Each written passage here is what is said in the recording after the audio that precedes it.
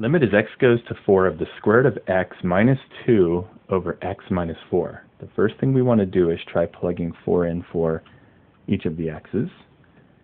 In the numerator, that will give us the square root of 4 minus 2. In the denominator, that will give us 4 minus 4. The square root of 4 is a 2 minus 2 over 4 minus 4. In the numerator, 2 minus 2 is 0. In the denominator, 4 minus 4 is also a 0. We have the 0 over 0 indeterminate form. We will need to rework this.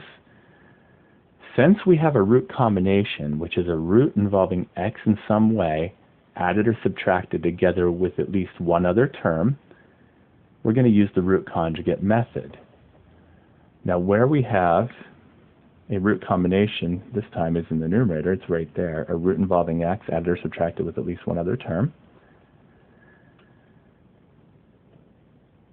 So I'm going to rewrite limit as x goes to 4 of root x minus 2 over x minus 4. The root combination in the numerator has a root conjugate, which will also be root x and a 2, but opposite sign between them, so it'll be root x plus 2. We're going to put it over itself, a form of 1, so we're not changing the value, just the look of the expression. And now we're going to multiply these together.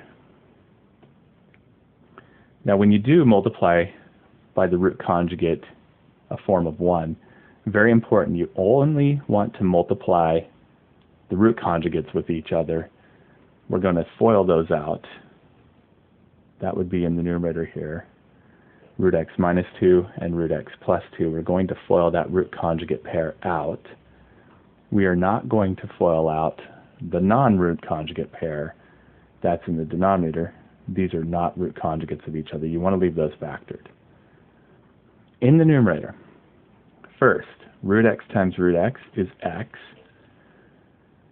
Outside, root x times a positive 2 is a positive 2 root x. Inside, negative 2 times root x is a negative 2 root x. And last, negative 2 times a positive 2 is a negative 4. Another thing about root conjugates, when you do go and multiply and FOIL them out, the outside and inside terms, which are here and here, will always be the same value but opposite sign, and they will cancel each other, allowing us to cancel those out. Now this will be over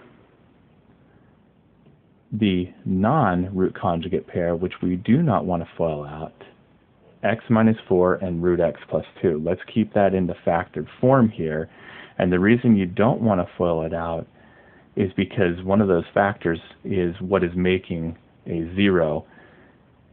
X minus 4 specifically is making a 0 in the denominator here. We're going to want to be able to cancel that out eventually. Now the numerator has become x minus 4. The denominator is x minus 4 times the root of x plus 2. And we still have 0 over 0. We haven't eliminated that just yet, but we have the factor making the 0 easily seen in the numerator and denominator. It's x minus 4. And those can cancel each other out, leaving us a 1 in the numerator here.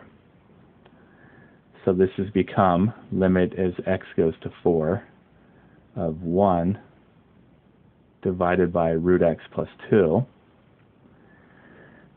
Since we no longer have the 0 over 0 indeterminate form happening, we've canceled out the factors that are making it. We can now plug the 4 in for x, and we have 1 over the square root of 4 plus 2. The square root of 4 is a 2, 1 over 2 plus 2, which comes out to 1 over 4.